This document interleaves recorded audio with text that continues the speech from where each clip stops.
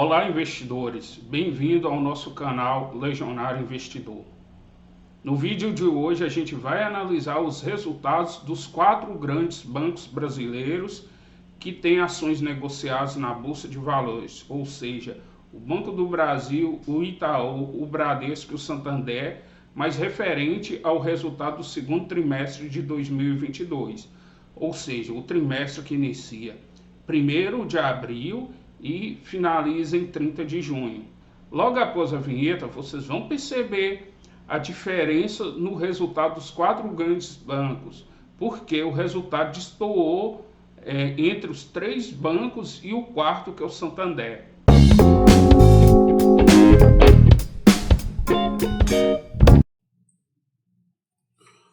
O resultado aqui do Banco Santander no segundo trimestre de 2022 trouxe um lucro líquido de 4 bilhões e 84 milhões de reais. Isso é 2% acima do primeiro trimestre de 2022.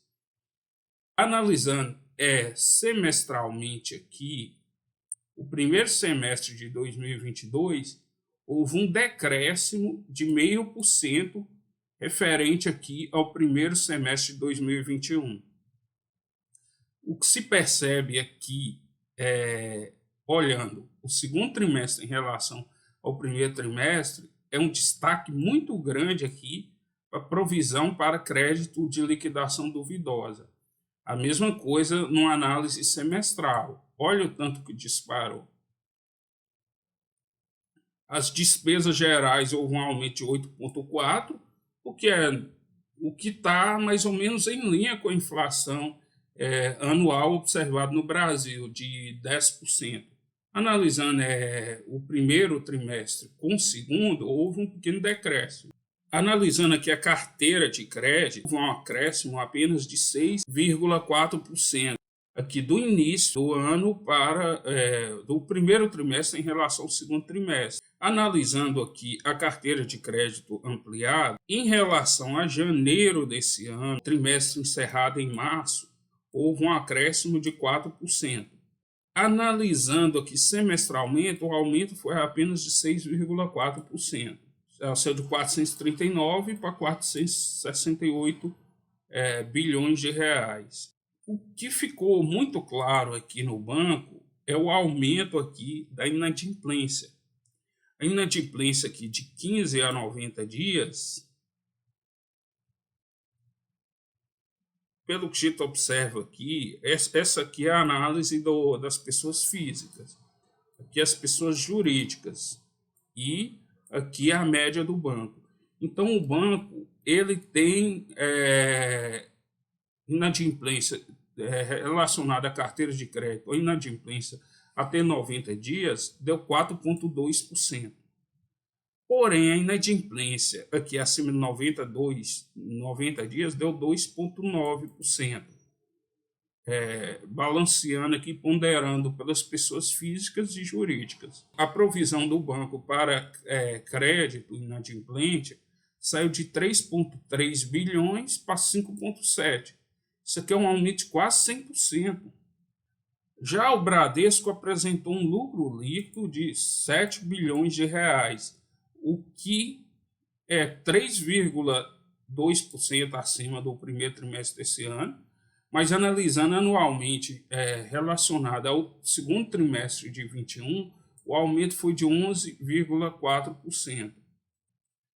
É o que fica claro aqui também, aqui no resultado, de 6,3 para 7.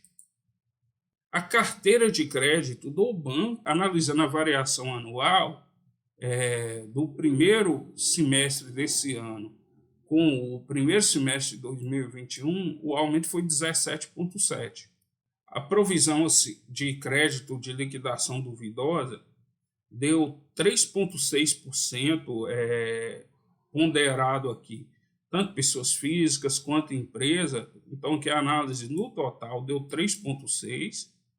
O destaque maior da inadimplência são pessoas físicas, seguido por pequeno e microempresas. Já as grandes empresas não teve nenhum provisionamento. Já a inadimplência acima de 90 dias No total está 3,5, com um pequeno provisionamento para grandes empresas, um provisionamento razoável aqui para micro e pequenas empresas, e o destaque de devedores com dificuldade de pagar as contas está na pessoa física.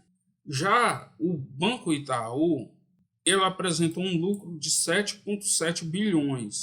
A carteira de crédito aumentou 5%. O banco está colocando aqui da carteira da inadimplência que no consolidado deu 2,7. As pessoas, empresas com dificuldade de pagar as contas acima de 90 dias. A carteira de crédito aqui do banco atingiu mais de R$1 trilhão. O que a gente analisa aqui na inadimplência de 15 a 90 dias, no total deu 2,1. Acima de 90 dias deu 2,7. Analisando aqui o Itaú, a gente percebe aqui que o crédito de 15 a 90 dias do Itaú ficou no total 2,1. Por quê? Os créditos de liquidação duvidosa na América Latina foram mais baixos que no Brasil. Então, na média, para o banco ficou 2,1. O que se percebe aqui também da inadimplência, a inadimplência acima de 90 dias. No total, deu 2,7. Porém, na América Latina deu 1,7. Já no Brasil deu 3. Ou seja, a operação na América Latina está ajudando o Itaú. Agora aqui o Banco do Brasil. O Banco do Brasil foi o que apresentou o melhor resultado nesse trimestre. O lucro líquido do Banco do Brasil no trimestre 7,8 bilhões, referente ao primeiro trimestre de 2022, ou seja, no início do ano, para agora esse trimestre encerrado agora em junho, o que a gente percebe que o aumento foi 18%. A análise anual, 54%. Na análise semestral foi 44% de aumento, chegando à incrível marca de 14,4 bilhões de reais. Mas por que o Banco do Brasil apresentou esses resultados tão sólidos? A carteira de crédito aumentou muito, 19% na análise anual, de 4,1% na base trimestral. Qual foi o destaque? Agronegócio, foi 27%. Depois seguido pelo governo, com 19%, pequenas e microempresas com 17% e 14% pessoas físicas. Aí o que a gente percebe aqui é o provisionamento aqui. O provisionamento do Banco do Brasil foi um dos menores. Por quê? A inadimplência acima de 90 dias no banco foi 2%. O Sistema Financeiro Nacional foi 2,7%. O que se percebe aqui claramente é que a inadimplência pessoa física aumentou muito. Pessoa jurídica diminuiu razoavelmente, mas do agronegócio diminuiu bastante. O resultado do primeiro trimestre do Itaú, Bradesco, Banco do Brasil, apresentou um avanço sólido na carteira de crédito, pois eles conseguiram aumentar o valor total emprestado, o que refletiu no aumento das receitas e no lucro líquido. A área de crédito do banco funciona de uma maneira simples. O banco pega o dinheiro no mercado, coloca uma margem em cima e empresta para os demais clientes, ganhando entre o juro que ele paga no mercado e o juro que ele passa para os clientes devedores. E isso é conhecido como spread bancário. Desta maneira, é muito difícil para um banco conseguir aumentar muito o spread bancário. Por quê? Se ele aumentar e o outro banco não, o outro banco acaba absorvendo aqueles clientes que iria fazer um empréstimo com aquele banco que aumentou muito a margem. Então, foi observado que o Santander está com uma carteira de crédito muito desafiadora, se comparado com os demais bancos, né? Por que isso ocorre? Antes de mais nada, a inadimplência dos clientes devedores do Santander disparou muito mais do que os demais bancos, o que pode estar ligado à grande concentração da carteira de crédito que eles têm em pessoas físicas, pois todos os bancos tiveram aumento considerável de devedores de pessoas físicas. Então, a diversificação da carteira de crédito do Santander demonstra ser menor que os demais bancos. Por outro lado, o Banco do Brasil foi o que apresentou os resultados mais sólidos, ou seja, o que aumentou mais os lucros, analisando tanto anualmente quanto trimestralmente, conseguindo inclusive passar o Itaú, que já tinha décadas que o Banco do Brasil não conseguia ter lucratividade maior do que o Itaú.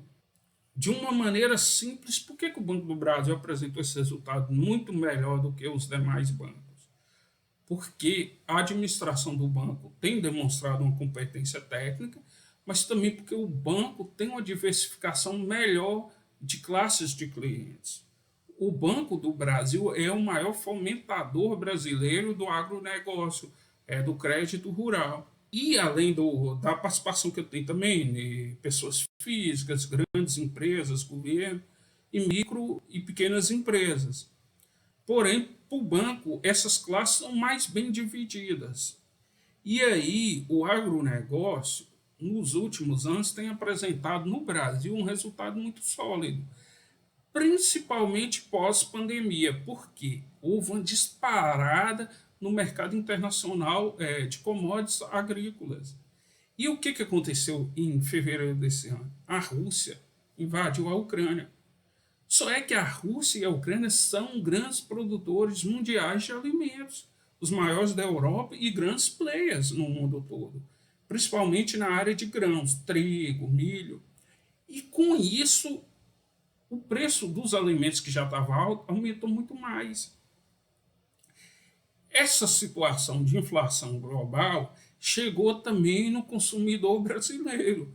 E aí o que acontece com esses consumidores, que são pessoas físicas na maior parte? A dificuldade de pagar as parcelas de empréstimo no mesmo ritmo que pagava em anos anteriores.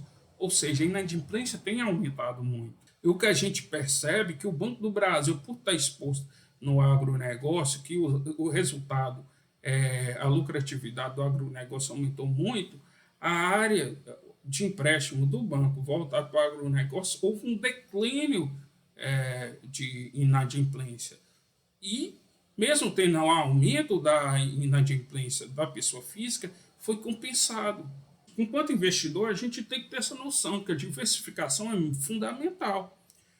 Pois o Itaú, ele também apresenta lá no resultado dele que a diversificação geográfica ajudou, porque as participações do Banco do Itaú em demais bancos e subsidiárias do banco no exterior trouxe o resultado de inadimplência para baixo. O Bradesco, por ter uma carteira de crédito bem dividida entre pessoas físicas e pessoas jurídicas, tanto pessoas jurídicas grandes quanto pessoas jurídicas de micro e pequena empresa, conseguiu também segurar a inadimplência. O Banco do Brasil teve uma vantagem, que além de estar dividido entre grandes empresas, micro e pequenas empresas, o governo e pessoas físicas, tem também a participação do agronegócio, que foi a parte do banco que mais se destacou. Já o Santander, ele é diferente dos demais bancos, ele não tem essa divisão tão homogênea entre grandes empresas, pequena empresa e micro, e pequena e microempresas e pessoa física. E aí o Santander viu disparar a dívida e a dificuldade dos clientes, pessoas físicas, de fazer o pagamento das parcelas dos empréstimos.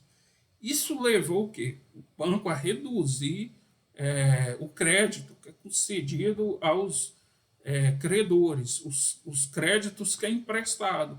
Então o banco ele não conseguiu aumentar muito sua carteira de crédito e apresentou com isso um lucro líquido muito abaixo dos demais bancos.